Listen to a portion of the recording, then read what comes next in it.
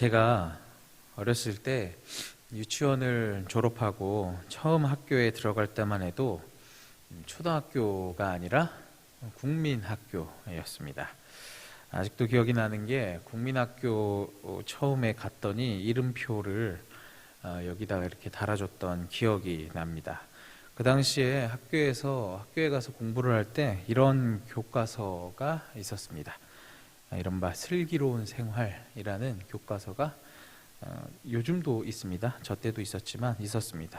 이 교과서의 내용은 뭐냐면 어린아이들이 어떻게 이제 살아야 되는지, 예를 들면 겨울 같은 때에는 추우니까 어떻게 지내세요? 여름에는 햇볕이 너무 뜨거우니까 어떻게 지내세요? 이런 내용도 있고, 공공장소에서는 조용히 해야 됩니다. 뭐 이런 아이들이 생활에서 배워야 될 내용들이 들어가 있는 교과서였습니다. 이러한 슬기로운 생활처럼 오늘 바울도 에베소서 말씀에 그리스도인들이 살아가야 되는 새로운 생활에 대해서 오늘 이야기하고 있습니다. 어떠한 내용이 있는지 오늘 함께 살펴보도록 하겠습니다. 먼저는 그렇다면 바울이 오늘 이야기하는 새로운 생활이 무엇인가입니다. 바울이 이야기하는 새로운 생활은 적어도 오늘 본문 안에서 찾아보면 그리스도인들이 서로 지체가 되어 살아가는 것입니다. 여러분 지체가 무슨 뜻입니까? 우리가 다 같이 그리스도의 몸이라는 것을 의미합니다. 이 그리스도의 몸이라는 개념은 우리가 성경에서 너무나 쉽게 찾아볼 수 있습니다. 대표적으로 로마서 12장 4절과 5절을 보면 이렇게 말씀하고 계시죠. 우리가 한 몸에 많은 지체를 가졌으나 모든 지체가 같은 기능을 가진 것이 아니니 이와 같이 우리 많은 사람이 그리스도 안에서 한 몸이 되어 서로 지체가 되었느니라. 아멘. 많은 사람들이 예수 그리스도 안에서 한 몸, 하나의 지체가 되었다고 이야기합니다. 그리고 에베소서 4장 15절과 16절 말씀을 보면 이 한 몸에 대해서 이렇게 이야기합니다. 오직 사랑 안에서 참된 것을 하여 범사에 그에게까지 자랄지라. 그는 머리니 곧 그리스도라. 그에게서 온 몸이 각 마디를 통하여 도움을 받음으로 연결되고 결합되어 각 지체의 분량대로 역사하여 그 몸을 자라게 하며 사랑 안에서 스스로 세우느니라. 아멘. 예수 그리스도를 머리로 우리는 하나 되기 위하여 하나의 몸으로 나아가기를 힘써야 하는 것입니다. 우리 교회를 사람의 몸이라고 봤을 때 먼저 가장 중요한 것은 당연히 머리에 몸이 붙어 있어야 한다라는 사실입니다. 머리가 없는 몸은 살아있다고 말할 수 없기 때문입니다. 머리인 예수 그리스도께 우리가 연결되어야 하는 것입니다. 예배를 통해서, 기도를 통해서, 말씀의 묵상을 통해서 그리스도와 교제하고 그 은혜와 사랑을 충만히 느끼고 성령의 충만하심으로 오늘 또 살아갈 영양분을 공급받아야 하는 것입니다. 머리이신 예수 그리스도께 우리가 연결되었다면 이제는 우리가 하나 되기를 힘써야 한다라는 사실입니다. 아이가 새로 태어나면 병원에서 제일 먼저 확인하는 것이 있죠.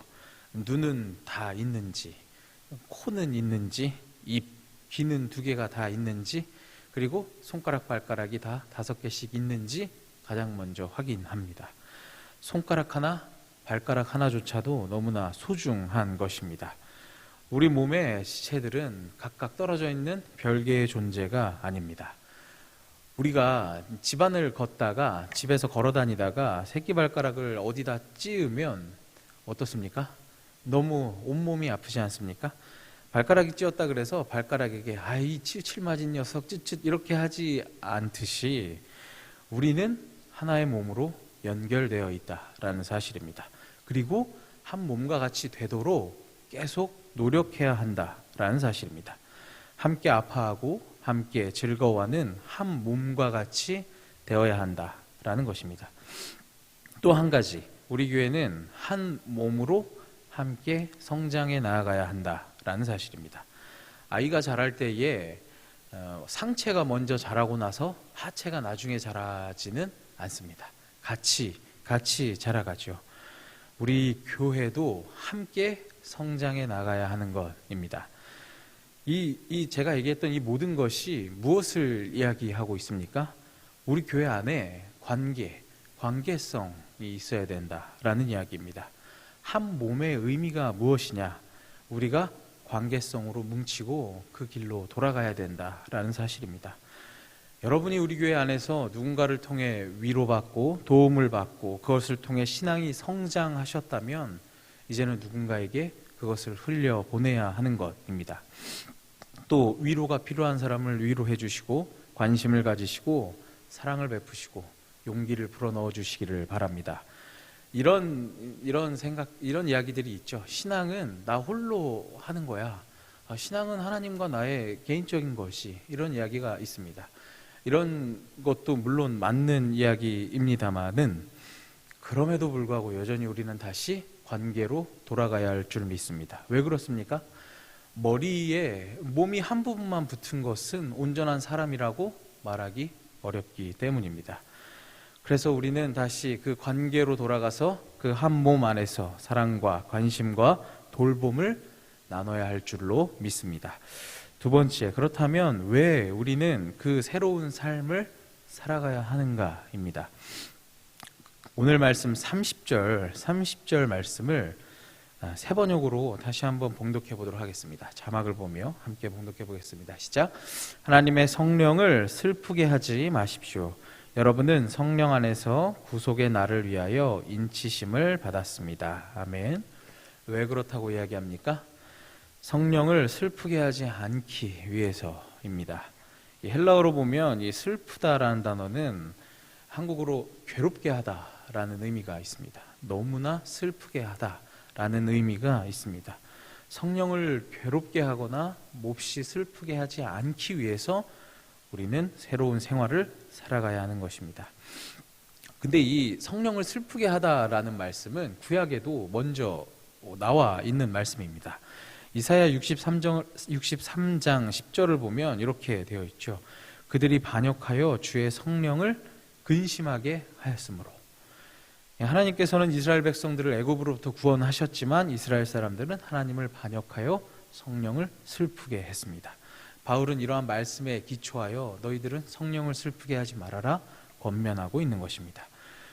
우리가 어떤 존재이기 때문에 그렇습니까?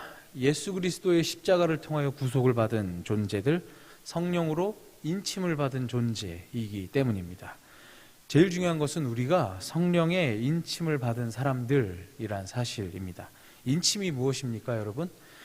이 고대 이 근동 사회에 보면 이 인침이란 단어는 먼저는 왕의 도장에 관한 이야기입니다. 우리가 너무 잘 알고 있죠. 다니엘서에 나오는 다리오 왕의 조서에 그 왕이 도장을 찍습니다. 어기는 자는 사자굴에 던져지게 되었죠. 다른 측면에서는 이 인침이라는 것은 소유권을 나타내는 단어입니다. 잘 아시다시피 노예에게 달군 도장을 찍는다든지 가축에게 도장을 찍는 것, 나의 소유임을 밝히는 행위인 것입니다. 정리하면 이 인침을 받았다는 건 무엇입니까? 하나님께서 성령을 통해 우리에게 도장을 찍어 주셨다라는 것입니다. 이게 무슨 의미가 있습니까? 하나님께서 그 절대적인 왕의 효력과 같이 이제 너희는 내 것이야 확실히 주장하고 계시다라는 사실입니다. 하나님께서 성령을 통해 도장을 찍어 주셨다라는 것입니다. 그래서 우리는 정리하면 성령을 슬프게 하지 않기 위해서, 하나님의 기쁨이 되기 위해서, 하나님의 소유된 백성으로 살아가기 위해서 하나 되기를 힘쓰고 지체로 살아가야 한다는 사실입니다. 하나님과 예수님, 성령님을 기쁘시게 하는 저와 여러분들 되시기를 소망합니다. 마지막으로는 그러면 이러한 새로운 생활, 하나 되는 생활, 지체로 사는 삶, 이 지체됨을 위해서 바울은 실제적인 권면을 우리에게 이야기하고 있습니다. 내용이 너무 많으니 좀 간단히 살펴보도록 하겠습니다. 첫 번째는 25절을 보시면 바울은 이렇게 이야기합니다. 거짓을 버리고 참된 것을 말하라, 이렇게 권면합니다. 거짓말을 하는 것을 넘어서서 진실을 이야기하라라는 것입니다. 거짓말을 하지 않고 솔직한 것은 예수 그리스도를 따라가는 우리에게는 너무나도 기본적인 행위일 것입니다. 제 이야기를 안 할 수가 없는데 저희 아내가 꼼꼼하고 저를 많이 생각해 해주죠. 신경을 많이 써줍니다. 그래서 제 건강을 위해서 좋은 것을 주고 건강한 것을 되도록이면 이렇게 먹도록 많이 도와주는데, 가끔 아내가 이제 약속이 있어서 서울을 올라가거나 외출할 때가 있죠. 그러면은 밥을 이제 저 혼자 먹습니다. 그러니까 아내가 외출하면 어떻습니까? 이제 제가 그동안 못 먹었던 것들, 오늘은 내가 먹고 싶은 것들을 다 먹어버리라 하며 몰래, 아내 몰래 막 이것저것 사 먹습니다. 햄버거도 사 먹고 과자도 먹고 막 이렇게 먹습니다. 그러면 먹는 것까진 좋은데 이제 아내가 집에 돌아오면 당연히 물어보죠. 오늘 뭐 먹었어? 이렇게 물어봅니다. 그러면은 아내에게 이제 혼나기 싫어가지고 거짓말 하죠. 집에 있는 걸로 대충 먹었다. 거짓말 합니다. 그럼 근데 결국 어떻게 됩니까? 그냥 들킵니다. 결국에 실수를 하든지 어떻게 해서 들키게 됩니다. 그렇다면 어떻게 됩니까? 결국 뭐를 먹어서 화를 낸 게 아니라 거짓말을 한 것 때문에 화를 내게 됩니다. 우리 둘 사이에 신뢰가 깨어지게 되는 것입니다. 그래서 이제는 아내가 외출하면 거짓말하지 않고 당당히 먹고 싶은 걸 이야기하고 혼납니다. 그래서 거짓말은 이처럼 사람과 사람 공동체 안의 관계를 깨어지게 한다. 신뢰를 깨어지게 하는 것입니다. 그럼 우리는 거짓말을 하지 않고 진실을 이야기해야 될 줄로 믿습니다. 두 번째는 26절 말씀입니다. 화를 내더라도 죄를 짓지는 말라라고 권면합니다. 우리는 하나님을 만나서 거듭났어도 여전히 화를 냅니다. 앞선 말씀, 이 에베소서 앞선 말씀처럼 옛사람을 우리가 벗어버리고 새 사람을 입었어도 아직도 우리 안에 남아있는 인간적인 그런 성향들 때문에 여전히 화를 냅니다. 이러한 화에 관련해서 굉장히 좋은 이야기를 쓴 이 작가가 있습니다. 하나님의 모략이라는 책을 쓴 달라스 윌라드라는 사람이 있습니다. 이 사람은 뭐라고 얘기했냐면 화에 대해서 가장 단순한 형태의 화는 우리 삶에서 중요한 기능을 담당하는 자연 발생적인 것이기 때문에 잘못된 것은 아니다라고 이야기합니다. 그러니까 화가 자연스러운 거기 때문에 화가 나더라도 잘못된 것이 아니다라고 이야기하는데 이 사람이 말하는 화는 뭐냐면 예를 들어 이런 겁니다. 뉴스에 아이가 학대되고 방치되어서 죽은 사건의 뉴스를 보면 어떻습니까? 당연히 화가 나죠. 잘못된 것을 바로 잡으려 하는 이른바 의분이라고 하죠. 의로운 분노, 이런 것은 자연 발생적인 것이다. 괜찮다 이야기합니다. 이 작가가 경계하고 주의하라고 얘기하는 화는 이런 것입니다. 이거 제가 읽어드리겠습니다. 우리의 뜻을 꺾거나 방해한 사람에게 감정적으로 대응하는 화에는 그 사람을 응징하고 분풀이하려는 의지가 포함되어 있다. 정도를 불문하고 모든 분노에는 어느 정도 악의가 들어있는 것이다. 무슨 뜻입니까? 쉽게 이야기하면 나의 말을 듣지 않는다고, 나의 뜻에 따르지 않는다고, 혹은 나에게 상처를 입힌 사람에게 언젠간 내가 복수하리라 라는 마음으로 화를 내는 것, 이러한 화는 건강에도 좋지 않고 실제로도 우리 정신 건강에도 좋지 않고 죄로 이어지기가 너무나 쉽다. 이 작가가 이야기하고 있는 것입니다. 제가 좋아하는 야고보서 1장 20절에는 이런 말씀이 있죠. 사람이 성내는 것이 하나님의 의를 이루지 못함이라 이야기합니다. 이 말씀을 기억하며 우리는 화내기를 더디해야 하는 것입니다. 참아야 하는 것입니다.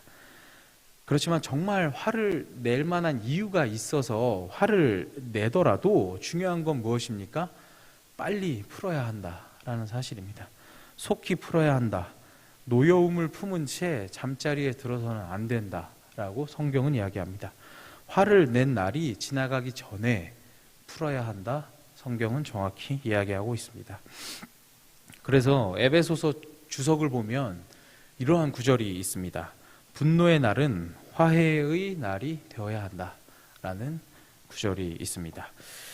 이 말씀을 묵상하고 준비하며 저 또한 다시금 다짐했습니다. 저는 원래 화가 나면 속이 좁아서 며칠이고 말을 안 하고 보내는 사람입니다. 꽁에 있고 굉장히 오래 가는데 저희 아내는 저랑 반대로 화가 나더라도 사과하면 바로바로 그 자리에서 푸는 대단한 호인입니다. 그래서 저도 최근에는 저의 지난 날을 부끄러워하며 이제는 바로바로 사과하고 풀려고 노력을 합니다. 중요한 건 바로바로 화가 나더라도 풀어야 한다라는 사실입니다. 왜 그렇습니까? 화를 품고 있으면 마귀에게 틈을 내어주는 것, 우리의 마음의 문을 열어주는 것이기 때문입니다. 이 외에도 또 많은 권면들이 있죠. 용서하고 더러운 말을 하지 말고 선한 말을 하라 등이 있지만 이 모든 건 줄이고 우리가 이 함께 나눴던 이 모든 이야기들, 이 모든 것을 이루기 위해서 우리가 마지막으로 노력해야 할 것은 하나님을 본받는 것입니다. 이건 사실 오늘 본문이 아니라 에베소서 5장 1절의 본문입니다마는 오늘의 말씀 결론과도 같습니다. 우리는 하나 되기 위해서 그리스도인의 새로운 생활을 살아가기 위해서 하나님을 본받아야 하는 것, 이것을 기억하시기 바랍니다. 구약에서는 레위기에서 이렇게 이야기하죠. 내가 거룩하니 너희도 거룩할지어다. 마태복음에서도 예수님께서 이렇게 말씀하십니다. 너희 아버지의 온전하심과 같이 너희도 온전하라 명령하십니다.